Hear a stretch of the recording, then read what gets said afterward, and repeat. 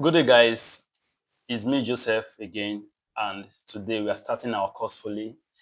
And our first topic here today is what hardware engineering really means. We're going to learn about what hardware engineering really means, and we'll be looking at the difference between circuit designing and hardware engineers and how you ought to think as a hardware engineer. You get both circuit engineering, both PCB layout. We are going to see all those the differences and the mindset you are meant to have when designing a hardware product. So we'll be looking at from drawing circuits to designing reliable hardware products, from drawing circuit to designing reliable hardware products, making sure that the product you're designing is actually reliable, because this is something that I normally see, especially when it comes to some students. They are able to do circuit, they are able to design some circuits using either a reference design or building something, an Arduino project, or getting some local components, joining it together, but they don't actually know how to design a board that can actually stand the test of time, stand the environmental condition, stand some variation in the environment and various applications. So that's what we'll be looking at here. Then we'll also be looking at, we'll also see so hardware product development mindset. So let's just move into it. Okay, why this conversation matters. So I said, yeah, making a circuit work is not the same as building a reliable product. Making a circuit work is not the same as building a reliable product. This is very important, and this is something you should have in mind.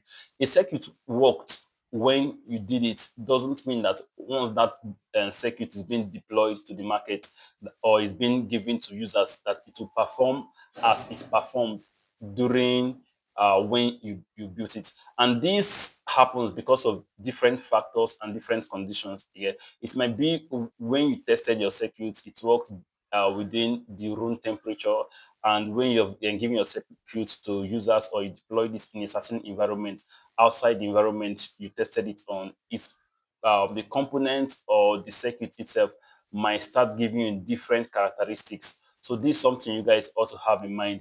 You did the circuit doesn't mean that it will work as a reliable product.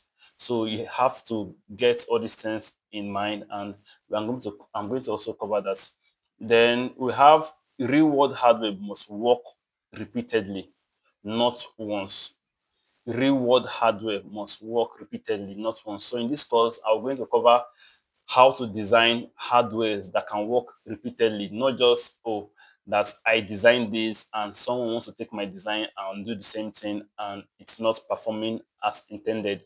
So we'll make sure that this hardware works repeatedly. There was one product I did during my final year time, and that's during my year in the university. And that product, it did not actually work repeatedly. It actually had some defects, yes, due to one issue or the other. So as a hardware engineer, as an electronics product engineer, your hardware needs to work repeatedly when taken to the market or when being deployed or when being given to the users. So I also have here that this mindset shift is the foundation of professional hardware design. This mindset shift is the foundation of professional hardware design. So we are going to look at some mindset shift. We're going to look at some things, some um, conditions that we need to know and we need to put in place as a hardware product engineer. Okay, so yeah, I have electronics theory, what it teaches. Electronics theory, what it teaches. So what I'm trying to do here is to compare electronics, just electronics theory and circuits, and the mindset of a hardware product engineer. So electronics theory teaches individual components and formulas. It teaches lab or simulation-based success. It also answers the question, can this circuit work? Then ideal condition, perfect power, no noise, stable temperature. So what all this is saying is when you're doing your electronics and theory, when you're using your formulas, you're just testing or you're just solving those things based on ID cases. Again, ID cases simply means that everything you're doing is perfect. And when you come to the real world, it's not always like that. A resistor that you use on the theoretical aspect or in the simulation aspect that is about 10k ohms. When it comes to the real world, is you might not really get exact 10k. You might have a variation about 10 plus or minus 10%. Okay, so those are the things that we need to consider. And it's answering the question, can this circuit work? And the circuit worked in the simulation environment doesn't also mean that it will work in the real world environment. So these are the things you need to consider as an electronics engineer, as a hardware product engineer. You need to have all these at your desk. It gets very important. But don't forget, electronics theory and all this is very important. It's very important. I'm not saying that we should get away with it, but I'm telling us that we need to think far beyond just the scope. Let's go to the next. Hardware product engineering, the reality. Okay, we're looking at what hardware product engineering entails. What are the things that we need to focus on and put in mind? So it focuses on complete system, not isolated circuit. So this is very important. Hardware product engineering focuses on complete system. Let's say you're designing a home automation board. You think about the communication line. You think about the control line system. You think about the connectivity system in terms of if it will have Wi-Fi, Bluetooth, depending on the connectivity options you want. You need to think about the PCB layout, also the enclosure, you get the size of the board. This is what hardware product engineers think. But if you're a circuit designer alone, you're just so much focused on just the actual circuit. But as hardware product engineer, you need to actually think beyond the circuit working. You need to think about the environmental constraints. You need to think about the environment that the circuit is going to, or the board is going to be deployed in.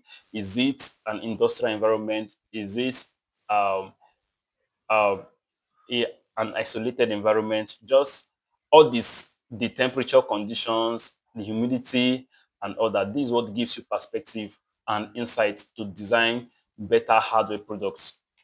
Then we also have your consider manufacturing, usage, and long-term reliability. So as a hardware product engineer, these are some factors you need to consider. Yes, you need to consider manufacturing when designing any product. You need to make sure, that this board that you're designing or this board you're about to design is will actually be manufactured or can be manufactured by the manufacturer. So let's take example. Let's take a PCB design. Before doing your PCB design, I always tell my students that before doing PCB design, you need to always have DFM in mind. What is DFM? DFM means design for manufacturability. This means that you need to design your board so that your manufacturer will be able to manufacture it. And there are so many reasons that can make a manufacturer not be able to manufacture the board or the electronic products you have designed. One of the reasons simply means that you did not actually design your board based on the manufacturer's capability or based on the manufacturer's constraints. You get so you need to have all this in mind. You need to know your manufacturer. You need to communicate with them. Communication is a very key aspect when doing hardware product design. You need to communicate with them and see how things goes. Then I say their usage, then long-term reliability. Long-term reliability, there are so many factors that are embedded on this. It can be components, again, the kind of component you use or you want to use in your board. That component, is it reaching end of life? Will it be manufactured after the next 6 months? Does it have a long lead time? So you need to note all this as a hardware product engineer. Then it answers the question, will this product work in real world scenario and real world use case? Are you seeing it? So as a hardware product engineer, we are not just thinking on the circuit level alone. We are also thinking on the manufacturing level. We are thinking on the product level. We are thinking on the environment that the product will work. Very important, very, very important. Then we have your hardware is a system, not a circuit, not just a circuit. Hardware is a system. You So hardware is a system. I said, yeah, a problem in one block can break the entire product. So as a hardware engineer, you need to think in systems again. And during when you're thinking in systems, the systems can be broken down into various blocks. You can have your communication system, You can have your component, your communication system. You can have your power system or your power section. You can have your control section. So these are just various systems. You can also have your mechanical system embedded on the electronics product itself.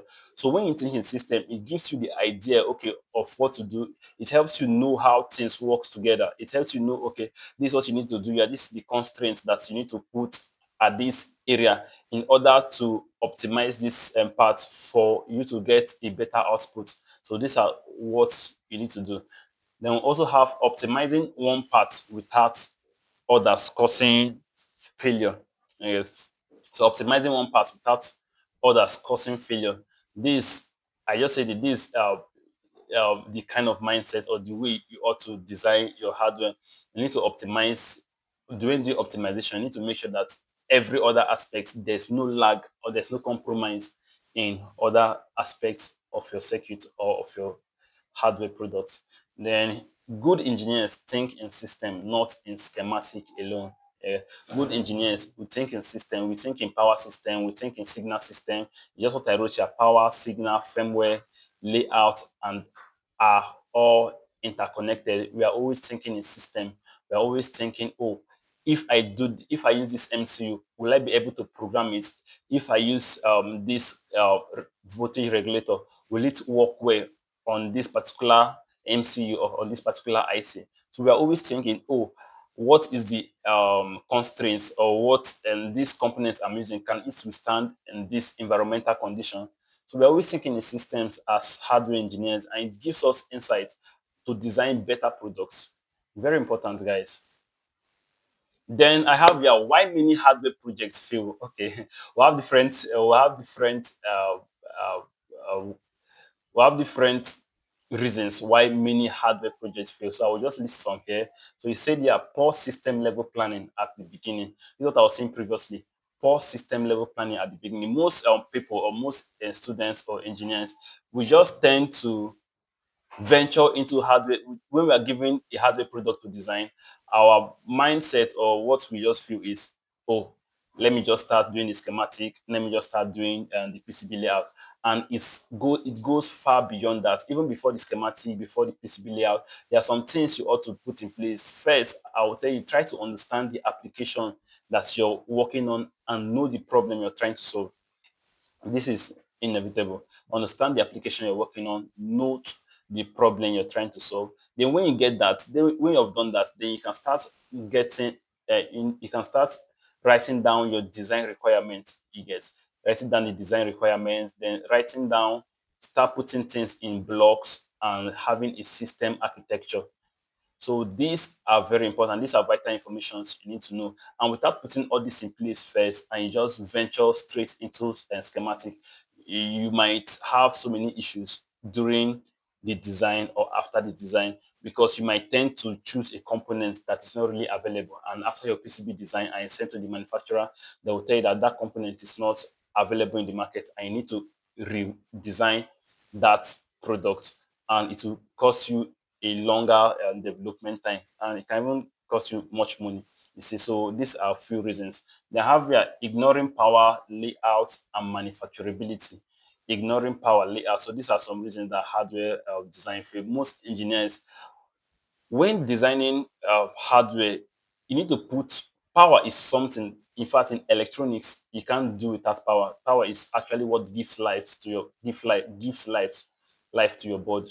You can't do without it. So always make sure you have uh, you know about power analysis, which we are going to talk about in the course also. So I'm just giving you guys an overview of various things and how to think like a hardware product engineer.